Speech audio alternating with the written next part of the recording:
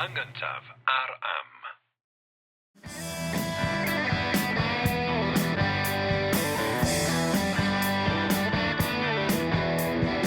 Helo, sy'n Jerry Hunter dwi. A Richard Wyn Jones ydw i, a da chi'n gwrando neu'n gwylio podlediad yr hen iaith.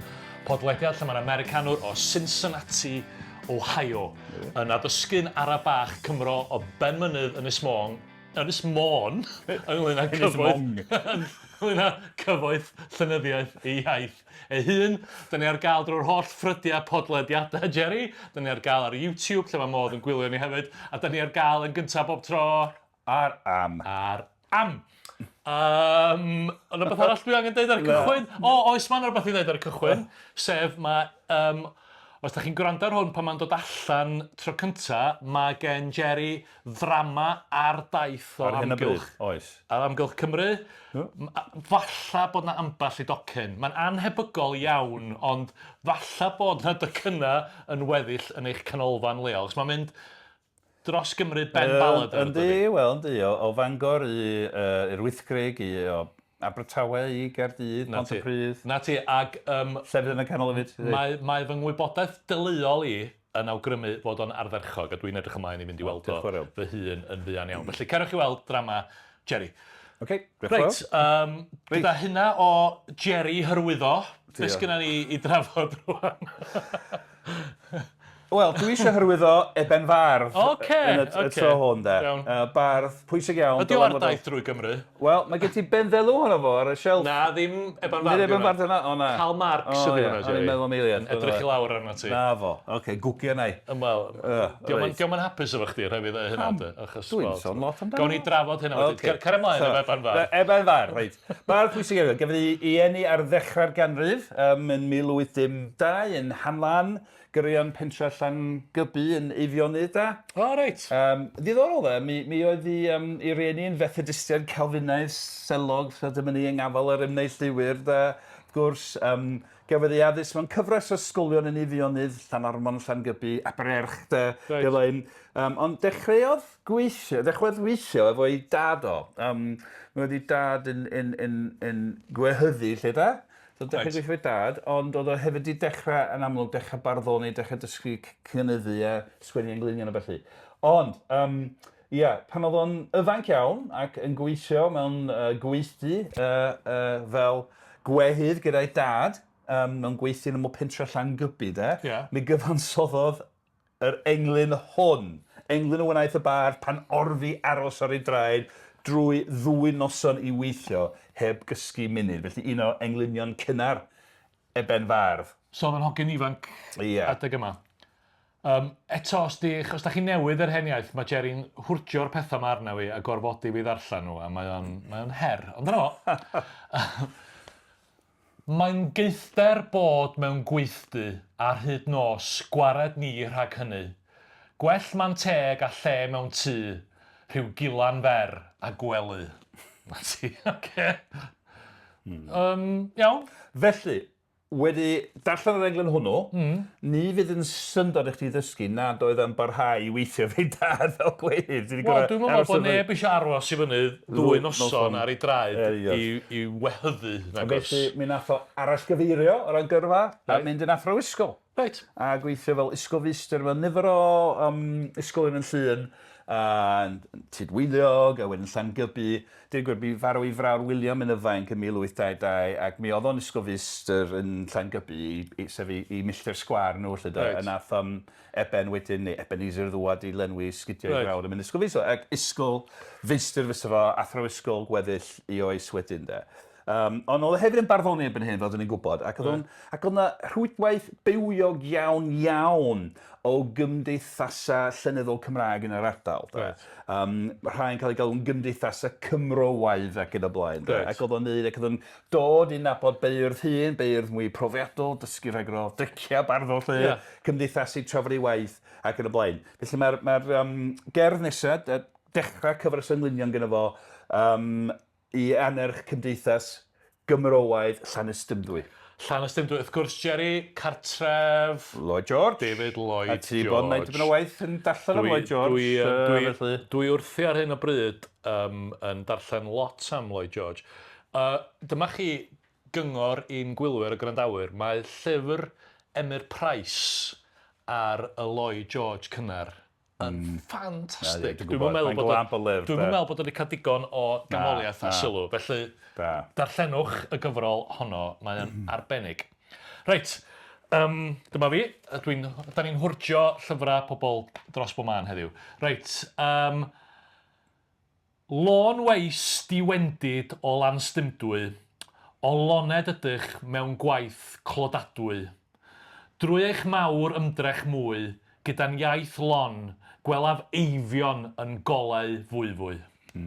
Reit. Ie, yn goleuo, gwaith y gymdeithas yn goleuo'r ardal efo diddordeb y lenyddol ac yn y blaen. A wedyn mae yna... Ti'n mynd ymlaen efo un arall, ie. Sai eich hardd gymdeithas chwi, hyderaf am deiroes mewn mawrfri, iaith a ddeil ac ni thawdd hi, tuedded lwyddiant iddyt.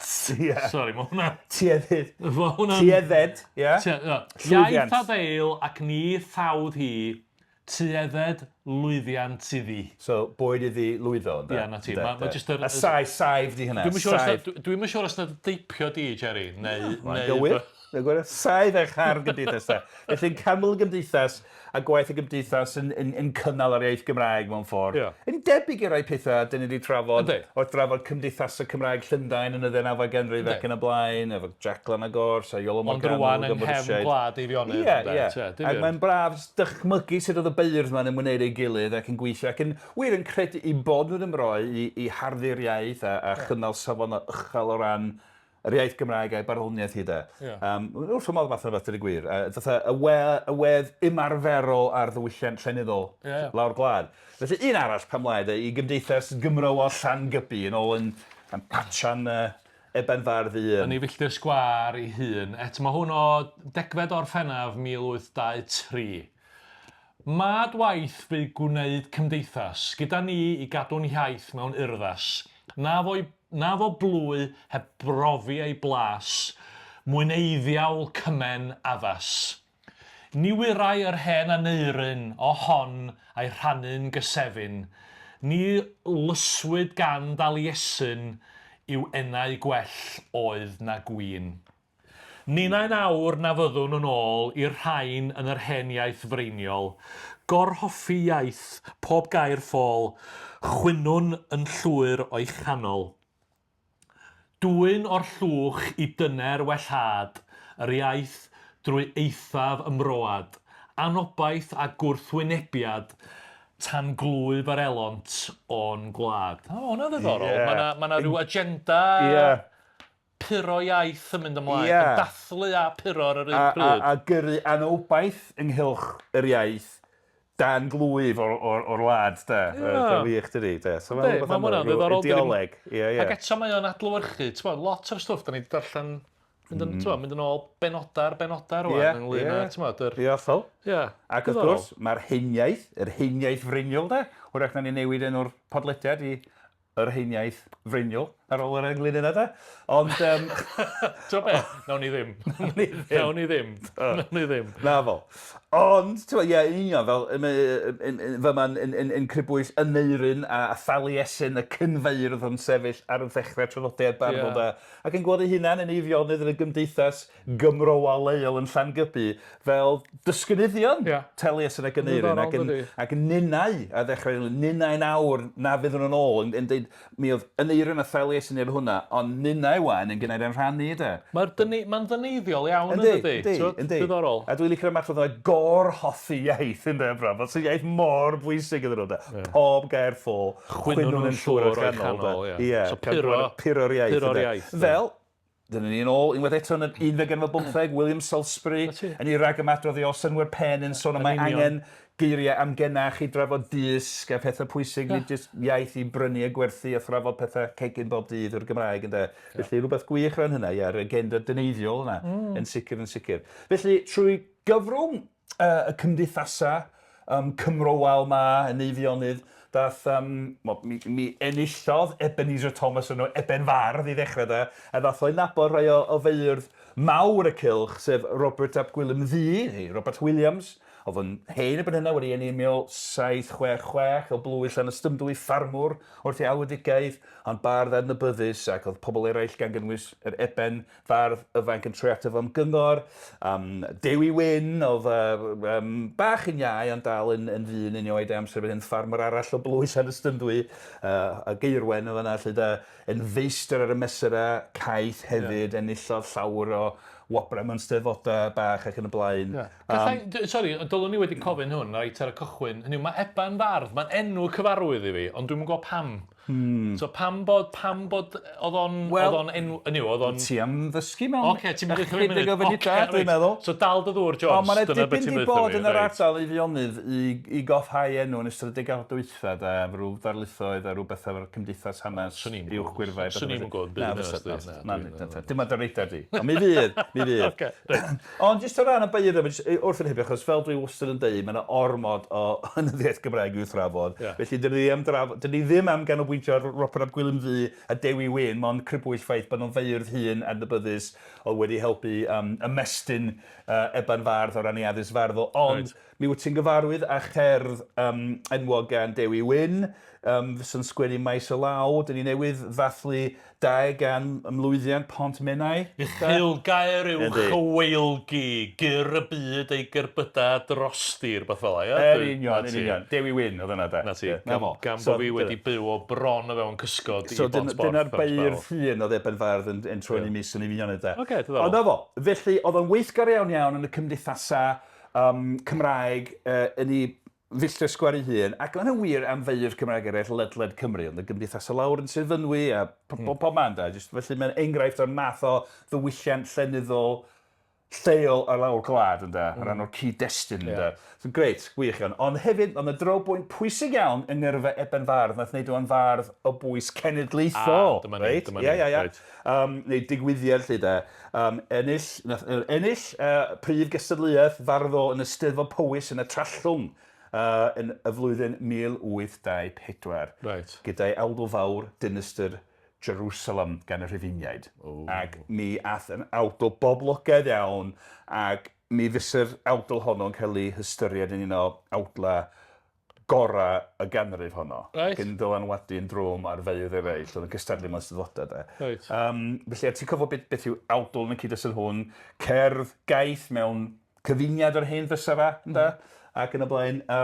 Felly, hefyd, jyst o ran cyd-gysylltiad themau eraill wedi bod yn trafod, mynd i'n sôn am cymdeithasau Cymraeg fel rhai cymdeithasau Cymreig Llundain, y Cymradorion, y Gwyneddigion, y Cymreigyddion, dyn trafod hynna, felly dyn sôn am y parhau o'r math o'n o beth. Hefyd o ran diwylliant eisteddfodol, mi oedd y diwylliant eisteddfodol yn tyfu gyda'r cymdeithasau hyn yn noddi eisteddfodau.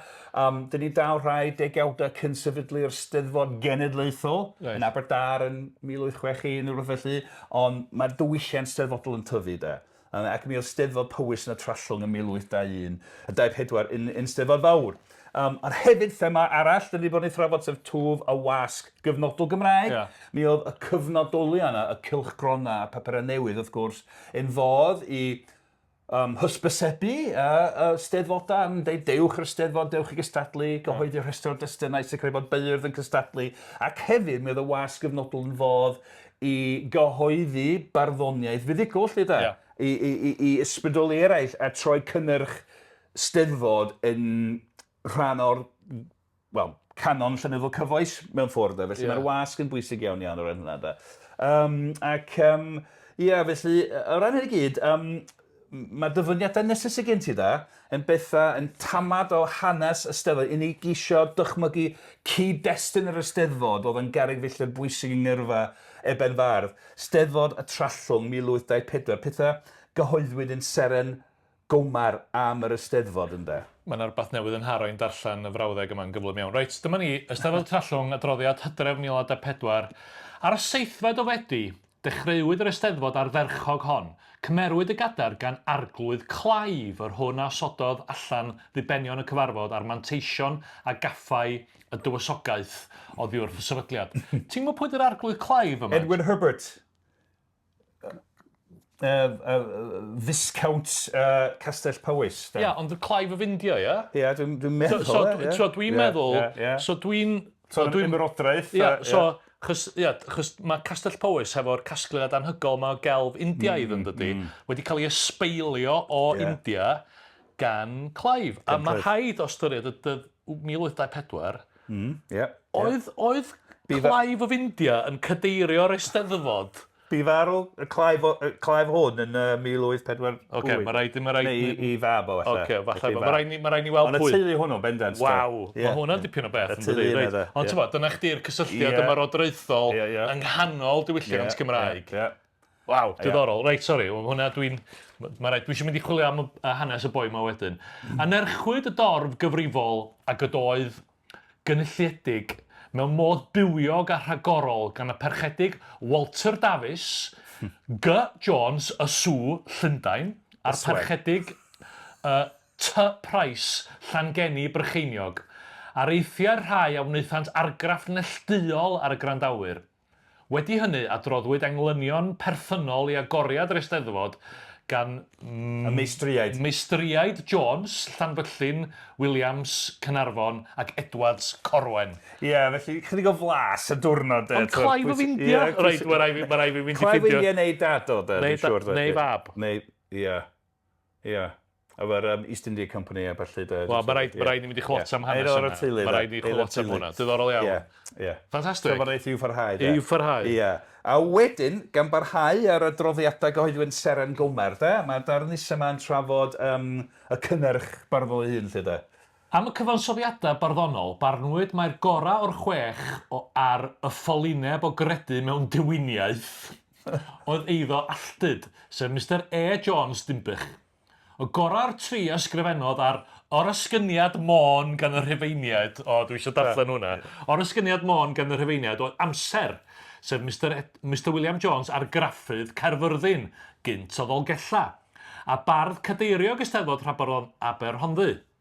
O'r naw ar Dinistr Jerusalem gan y Rhufeiniad, Josephus, sef Mr Eben Eifionydd, eithaf am ei fod yn absennol a ddyrnwyd y milwriad P. Jones o'r Madryn a'r Gamplws yn ei le. Camplws, yn ei le. Yr hwn hefyd asodwyd yng nghadair farddonol Powys. So dyma ni, yr ymhrodraeth eto milwriad yr fyddin yn derbyn y wobr yn lle y bar, de? Wedi amryw ganu penillion efo'r delyn yn ôl hen arfer y Cymru, cyhoeddodd y parchedig Walter Davies mae testynau'r englynion byrfyfyr, i gael ei hadrodd borau drannoeth oedd Castell Powys a'i feddianydd. Dyna'r Clive eto. Afon Hafren a'r bendifigaeth L. Clive a'i theulu ifanc. Cadwyd cyngerdd yn yr hwyr a thrall luosog a chyfrifol oedd y gynulleidfa. So blas ar steddfodau'r cyfnod, efo'r gorau oll, os oedd rhyw aelod o'r teulu brenhinon gallu bod yna, ond rhyw arglwydd lleol pwysig a'r holl bethau. Castell Powys a'i feddianydd. Dyna chdi destyn yn da. Dyna chdi destyn, waw. A wedyn y pethau hanesyddol am y Rhufeiniaid ac yn y blaen, gan gynnwys awdl fuddigol Eben Fardd. So, gan droi at yr awdl ei hun, mae'n awdl, mae'n storiol, hir, ddifyr iawn. Mae yna dair rhan, mae'r awdl yn rhan dair rhan. Yn gyntaf ar y dechrau, mae'n dangos Caersalem fel dinas hardd yn ei holl ogoniant. Mae'n disgrifio hi mewn ffordd wych. Gan i flas yna. Wedyn, mae'n disgrifio ymosodiad o'r Rhufeiniaid arni yn y flwyddyn 700 oes Crist. A wedyn chwalu'r ddinas, mae'n disgrifio hynna. A wedyn, yn y rhan ola, mae'n disgrifio adfeilion y ddinas. Ac ar hynna, ffordd mae'n craffu ar adfeilion a ddiwedd yr awdl. Mae'n y thema oedd yn boblogaidd iawn yn y cyfnod. Thema oesol, mae'n enghreifftiau canolbwyntiwn, ond thema oedd yn boblogaidd iawn gyda beirdd Cymraeg yn y berfod Gymraeg. Sef, dyn ni'n defnyddio'r term Lladin, ubi sunt yn Lladin, sy'n golygu... Dydw i ddim, Jerry. Be mae hynna'n golygu? Mae'n golygu yn Gymraeg. Sir Fôn. Ble ma' nhw, de? Ubi sunt. Felly mae'n mynegu hiraeth yn sgil pobl sydd wedi marw, cymdeithas sydd wedi mynd. Fel sy'n gyfle fatha, yn ôl yn o'r oesau canol... Fatha reform yn trafod Prydain y 50au, ie? Ie. Mydiad moca yn gwneud American wych. Ond ti'n fo, o ran llenyddiaeth Gymraeg, wrth gwrs, yn yr oesau canol, canu heledd, stafell gynddylant. Ystwyll heno. Ystwyll heno, heb yn union. Yn y stori honno, mae heledd, dywysoges yn crwydro, a mae i brawl cynddylan wedi ladd, a mae'n dod o draws adfeilion i hen gastell i uniad. Wbiswn ble maen nhw. Mae'n gywydd gan Dafydd am Gwilym o'r bedwaredd gyfarddeig yr adfail, a mae Dafydd yn crwydro trwy rhyw goedwig, a mae'n dod o draws adfail. Mae o'n i gofio fel tŷ pan mae'n cael croeso yn y tŷ. Rhywbeth felly hen thema lenyddol de. Ond nath o'n boblogaidd iawn, a mi welwn ni enghreifftiau eraill. Nes ymlaen yn y gyfres o gerddi Wbiswn. Ond ebyn diwedd yn ni'n cael yna.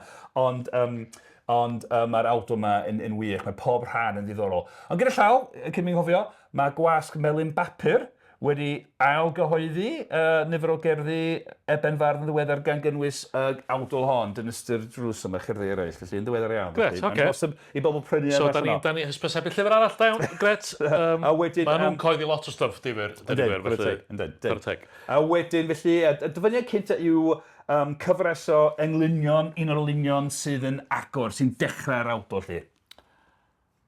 Dinistr Jerusalem gan y Rhufeiniad, Trallwng, Eisteddfod Powys Trallwng 1824.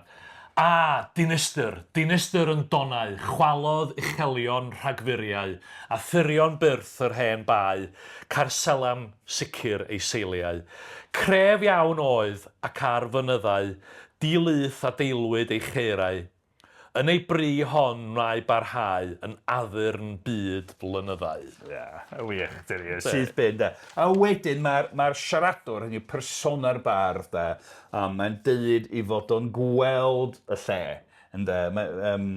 Mae'n dweud pethau fel a fy nawr i fan eiriau'n golyga fel glogwyn eglurlan nes gweld yr holl y ddinas. Ac felly mae'n deud i fod o yna yn sefyll yna, yn gweld y lle de. A wedyn mae'n damad, nes ydym o'r rhyddiniaid yn dŵad i ymosod ar y ddinas yn ail ran yr awdl de. I'r ddinas mae myrddinau, megis seirff am agosau, gwelaf debygaf o bell, ymwybiant gerf ym habell, a'i edrychiad yn drachwyrn, dewr llu yn canu ei cyrn, wynebu a gwanu gwynt, o'i blaen gyrru blin gorwynt, tincian eirf glân. Ac yn y blaen, disgrifio'r holl frwydr ac yn y blaen.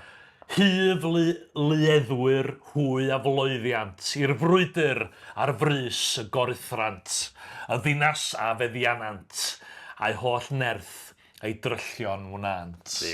Mae yna ddrama go iawn. A ydyn ni un efo fo'n gweld hynny'n digwydd. Mae'n dod ar digwyddiad hanesyddol yn fyw fwrsyt da. Ys anwar filwyr sy'n rhyfela, enillant taniant gastell Antonia, y gampus deml a gwympa, cyn pen hir, ac malurir gem o liw eira. A gampus deml sy'n chwalu temal Carsalem yn gerigwyllo'r anferth yn hanes yr Iddewon, wrth gwrs. Hollol. Wele rwy wyll, belydyr allan, fflamol, a si annaturiol ail sŵn taran. Mirain deml morian dan, trin ilw, trwst hon, clyw acwr trawstiau'n clecian. Sy'n clywed y tân yn de. A'r trawstiau'r adeiladau'n clecian yn y tân yn de. Mae'n wych, dyri. Tewynion treiddiawl tân a ant trwyddi, chwyda o'i mynwes ei choed a'i meini. Ythyr uchel oedd eithir chwal hi, trin llwch a drych o dristwch yw edrych drosti. Wych, fflam ar tân yn treiddio trwy ddinas da. A wych, dyri. Mae hwn yn ddim bad i fel bod o'n ganol Eifionydd yn trio dychmygu'r Rhufeiniaid yn malu Caersalem 2000 o flynyddoedd yng Nghyn. Dychymyg barddol de. Teithio trwy rym dychymyg y bardd de. A mae wych. Mae'n mor fanol. Sut i fwrdd? Mae'n stori o, mae'n gyffroes. Mae'n bron fel darllen rhyw nofel romantis anturiaethus yn darlunio hyn i gyd a frwydr a'r chwalfa, tristwch, colli gem o ddinas.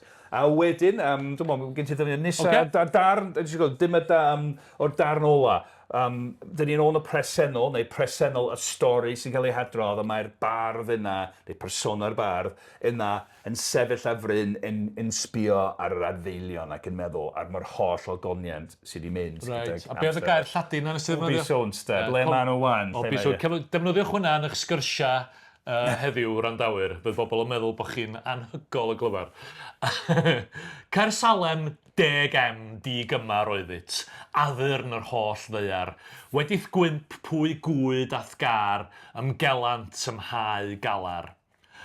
Y fan i wystfilod fydd, tyn rhai gwylltion o'i gelldydd, byw wrth ei melys borthiant, yma ar gyrff y meirw gant. Cigfrain yn geraint o gŵr. Draw y pant gyda'r pentwr, a'r lle glân wedi'r holl glod, llenwyr o ddyllianod. O, dwi'n licio hwnna. O, ie, chdi. Ie, tyllianod yn aneddu yna yn yr lle. A'r lle sydd wedi chwalu. Wrth gwrs cigfrain. Bita'r cyrff. Cyfaill y pod, cigfrain. Cyfeillion y pod, ie. O, da iawn. Y fan i fwyst filod fydd yn de. Yn y filiau gwyll yn dod yma de. O ma, tw'r... Y fan i fwyst filod fydd, sy'n ei gwylltion a gelldydd. Caer Salem 10M di gymar oeddit addurn yr holl ddeiar. Yn de, wedi'th gwymp pwy gwyd ath gar. Hynny pwy sy'n mynd i dygaru di fan. Ymgelant ymhau galar. Dyna'n gwir, hau galar, de.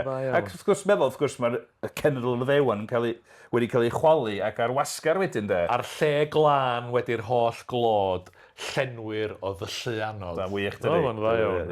A dwi'n gweld, fyna, de, ti'n gweld yr un o pethau sy'n wedi crefft yr awdl eisteddfodol gorau, unrhyw awdl dda, yw'r sy'n bardd yn amryw'r mesurau, fyma, yn y dyfyniad yma, gen i englyn unolunion a cywydd, yn aml iawn, dwi'n hoffi meddwl am y cywydd fel ceffyl gwedd yr awdl yn gyrru pethau ni blin a wedyn newid mesur i oedi a hwylio sylw ar rhyw athron ydy neu rhywbeth felly, de. Felly pan dwi'n mentro am y gadar, ti'n awgrymu bod fi'n amrywio fy mesurau, wyt ti? Wel, ti'n gorau neud os ti'n awdl i ddechrau. Ond ti ddechrau trwy feisrwyl y cywydd ar englyn unolunion. A godli. Mae gennau lot o waith. A felly i hir y thofaid wedyn. Mae gennau lot o waith. Reit, oce. A wedyn, reit, tamad o'r diwedd, de. Reit ar y diwedd. Dyma'r llinellau ola yn cloi'r awdl fawr yma, de. Well, fi drio darllen hein yn iawn felly. Dyma'r llinell olaf. A, wylaf ac af o'i gwydd. Hi nodaf yr aneddwydd. Distriw a barn ddaeth arni. Gwae tost, gorwisgwyd hi. Gorwigwyd, mae gorwigio... Gorwigwyd hi, mae'n ddrwg yn ei... Gorhwygo. So fatha wedi cael ei chwalu, i chwygo. Nes i'n gwneud joban dda iawn o ddarllen. Reit. A, wylaf ac af o'i gwydd, hi nodaf yr anedwydd. Yr anedwydd? Ie, anhapus, trist. Dristriw a barn ddaeth arni, gwae tost, gorwigwyd hi. So mae wedi cael ei chwalu. Sy'n gyfan gwbl. A'r a wylaf, mae'n mynd o olwg Caer Salem. Wrth wylo. A unwaith eto, dydyn nhw yn nghanu heledd yn da. Stafell gyndol yn y tywyll hyn o'r blaen. Wylaf wers, tawaf wedyn, mae heledd yn dweud yn da. Wylaf wers yn galaru dros o'r hyn a fi ar hyn sy'n cael ei chwalu a'i golli yn da. Ti yn gallu gweld pam fydda hwn wedi apelio dwyt yn y cyfnod yn enwedig. Mae'n romantaidd, mae'n anturus, mae'n gywrain, mae'n gyfeiriadaeth glasurol yna i blesio bobl ddech chi. A wedi sydd o'r hanes Biblaidd hefyd, wrth gwrs. Y gynulleidfa darget yn gyfarwyddiannau Beibl hefyd, wrth gwrs. A traenc cenedl ar Cymru, wrth gwrs, yn aml iawn yn meddwl yn cymerithau, hanes Cymru un, fel cenedl wedi cael ei goresgyn ac yn y blaen, de.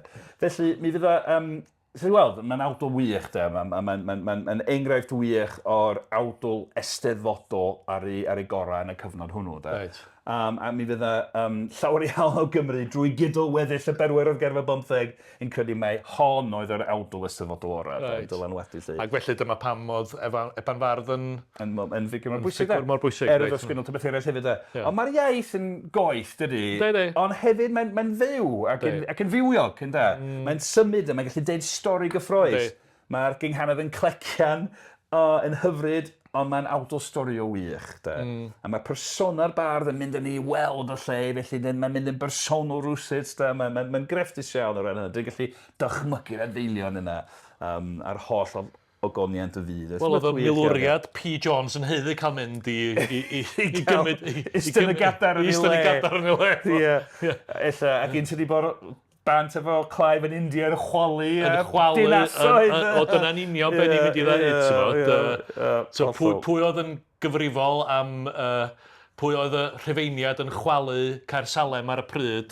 Yr East India Company a Prydain wedyn yn India, ynddo. Ac yn anrheithio'r cymryd yr... A dod o'i gyd yn ôl i'r trallwng. Dyna waith. Hollol. Ta waith. Pwynt gwleidyddol yn yna. Pwynt gwleidyddol yn yna. Ac hollol.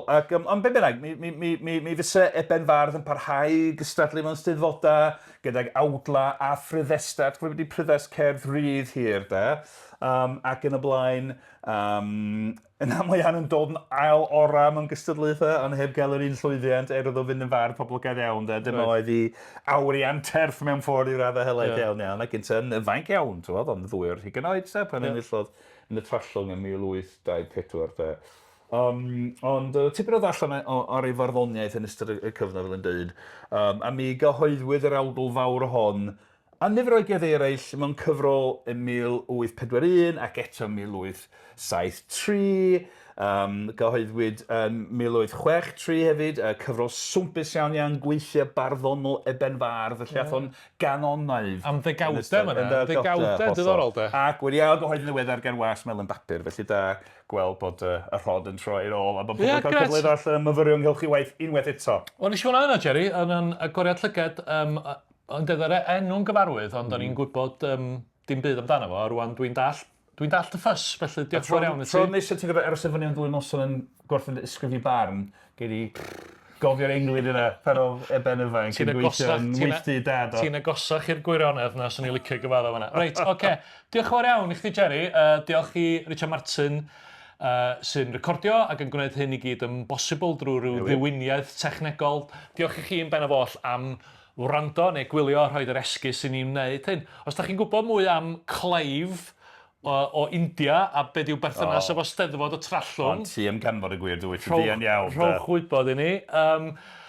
Rhowch wybod i bobl eraill am fodolaeth pod, os gennym ni ddim modd o wneud hynny hepych cymorth chi. Rhowch wybod i bobl bod y podlediad ar gael drwy'r holl ffrydiau podlediadau. Ond yn gyntar am.